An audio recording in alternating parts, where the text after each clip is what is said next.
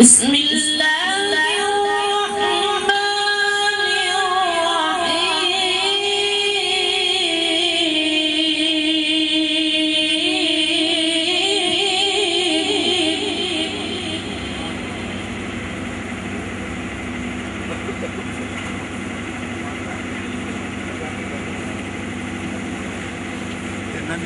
ألم نشرح لك صدرك ووضعنا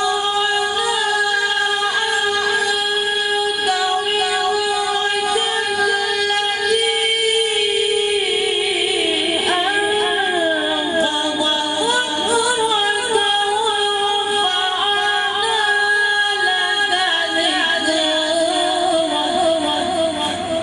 ظهرك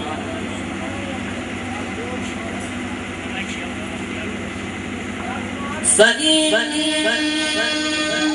مع العسر يسرا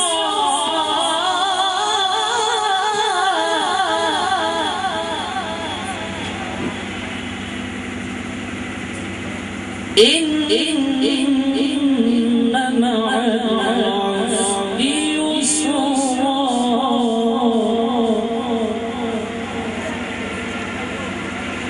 فإذا فرغت فانصب وإلى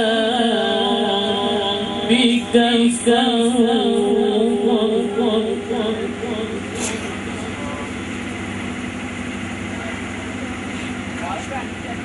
بسم الله الرحمن الرحيم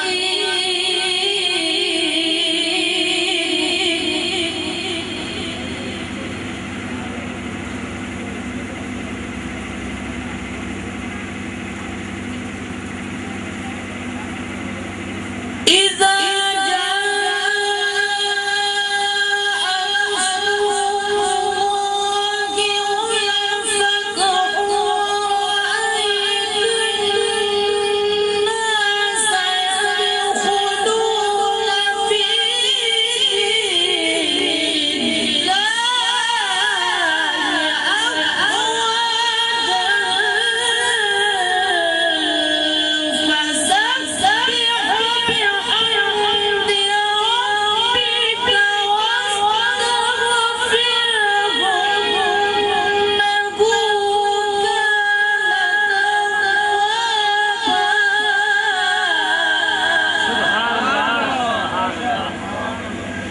فسبح بحمد ربك واستغفره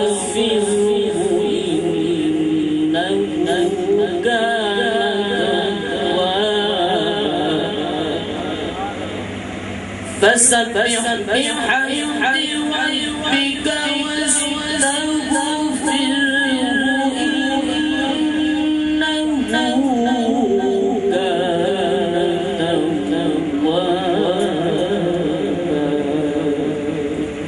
صدق الله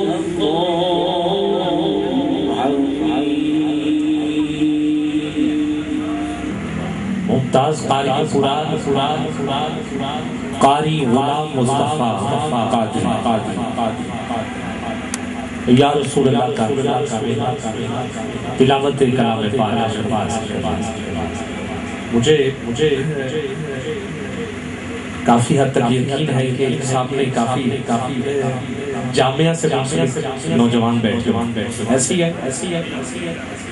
ٹھیک کہہ رہا ہوں اس لیے کہ آپ بالکل سبحان اللہ نہیں وَأَحْسَنُ مِنْكَ لَمْ تَرَ قَطُّ عَيْنِي وَأَجْمَلُ مِنْكَ لَمْ تَلِدِ النِّسَاءُ خُلِقْتَ مُبَرَّأً مِنْ كُلِّ عَيْبٍ كَأَنَّكَ قَدْ خُلِقْتَ كَمَا تَشَاءُ اب اس کا ترجمہ سن کے بھی لب نہ ہلے میں ابھی کہتا ہوں اٹھ کے چلے جانا آقا میری آنکھ نے آج تک آپ جیسا حسین و جمیل دیکھا ہی نہیں پیارے آقا کسی ماں نے آج تک آپ جیسا حسین جنا ہی نہیں. اللہ رب العزت نے آپ کو تمام عیبوں سے پاک پیدا کیا. گویا کہ رب نے آپ کو ایسے بنایا جیسے خود آپ نے چاہا. ساری محفل پہ ایک شعر دینا چاہتا ہوں. دربار رسالت میں کیسی وہ کھڑی ہوگی. دربار رسالت میں آج تو بزرگ بیٹھے, نوجوان بیٹھے, آقا کے امتی بیٹھے, مگر ادھر امتی بھی, نوجوان بھی, بزرگ بھی, اور صحابہ اکرام بیٹھے, آقا کے گرد بیٹھے. عرض کر رہے حسان, میں اسی محفل کے نقشے پہ ایک ربائی دے رہا ہوں. دربار رسالت میں کیسی وہ کھڑی ہوگی. حسان نے منبر پہ جب نعت پڑھی ہوگی, ابو بکر عمر ہوں گے. ارے سماعت کیجیے, ابو بکر عمر ہوں گے, عثمان و علی ہوں گے. حسنین کے نانا کی کیا بزم سجی ہوگی. حسنین کے نانا کی مدینے سی گلی سے یہ سفر اب شروع ہوا ہے. ہمارے تک کیسے پہنچا ہے میں بتا رہا ہوں. 35 سے 40 صحابہ جنہیں نعت گوئی پہ دسترس حاصل تھی, جنہوں نے نعت کہی, نعت لکھی. اسی دور میں خواتین میں سیدہ عائشہ صدیقہ رضی اللہ تعالی عنہا نے نعت کہی, سیدہ فاطمہ الزہرا سلام اللہ علیہا نے نعت کہی. اس کے بعد امام زین العابدین نے نعت کہی. یہ سفر شہر مدینہ سے چلا پہنچا شام میں رہنے والا ایک شخص جس کا نام ہے شرف الدین, جو ایک علاقہ جس علاقے کا نام ہے بصیر, وہاں کا رہنے والا ہوا بصیری, نام ہوا شرف الدین بصیری. آقا کی بارگاہ میں نعت کہتا ہے, مولا یصلی وسلم دائما ابدا علی حبیبک خیر الخلق کلہم. میرے آقا کی زیارت بھی ہوئی, چادر بھی تحفے میں عطا فرمائی گئی. حضور نے کرم فرمایا.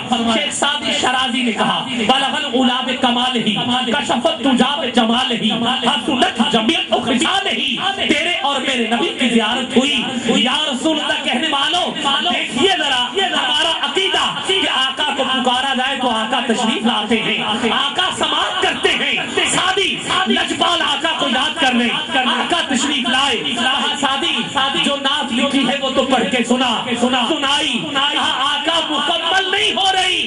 تیرے اور میرے نبی نے فرمایا, سعدی کیوں پریشان ہے, لکھ دے. آقا کیا کہا, صلو علیہ وآلہ. یہ سلسلہ چلا.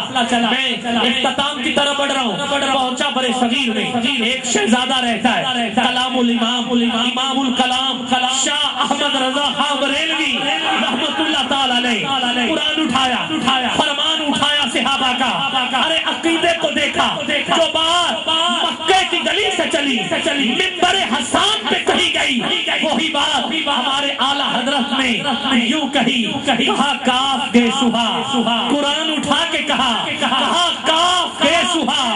یاد ہر ابرو آنکھیں عین سا, کاف ہا یا عین سا, ان کا ہے چہرہ نور کا.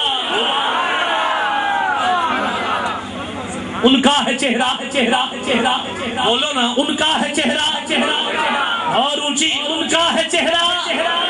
جتنا زور ہے یہاں پہ تو جان بھی قربان کرنے کو تیار ہے. کہیے ذرا, ان کا ہے چہرہ اور اونچی ذرا. دونوں ہاتھ صرف چند لمحے بلند ہوں گے. میں دعا دیتا ہوں جو آقا کو نور مانتا ہے اور ہاتھ اٹھا کے نور کہے, نوری چہرے کا دیدار ہو جائے. اٹھائیے ہاتھ, دونوں ہاتھ ذرا بلند کیجیے نا, دونوں ہاتھ بلند. ان کا ہے چہرہ, نہیں آواز آئی, ان کا ہے چہرہ, محبت کے ساتھ ان کا ہے چہرہ. ہمارے درمیان محترم قبلہ حافظ مرحوم احمد حمدانی صاحب تشریف لائے ہیں. میں خراج تحسین پیش کرتا ہوں, اور یہی آواز اب ہم مل کے بلند کریں گے. اور قبلہ حافظ صاحب بھی میرے اس گلدستے میں شامل ہوں گے. آپ بھی اعلیٰ حضرت کا یہ شعر میرے ساتھ پڑھیں گے, اور میں آپ کو اسی نقابت میں پیش کروں گا جس کو میں نے پہلے دعوت دینی ہے. تھوڑا سا وقفہ جو ہے وہ انتظام. صاحب میں مکے کی گلی سے نام کا سفر لے کے میں اب مجھے وہاں سے اپنے پنجاب آنا ہے، پنجاب کے بعد مجھے شہر لاہور آنا ہے، یہی ہے میری حاضری۔ توجہ چاہیے، پنجاب میں ایک لاڑا جسے کہتے ہیں پیر مہر علی شاہ صاحب رحمۃ اللہ تعالیٰ علیہ، سبحان اللہ، ہمراہ کی وادی میں ہے۔ میں نعت بتا رہا ہوں، نعت کیسے سفر کر رہی ہے، کیسے ہمارے تک پہنچی، ہمراہ کی وادی میں۔ آپ کو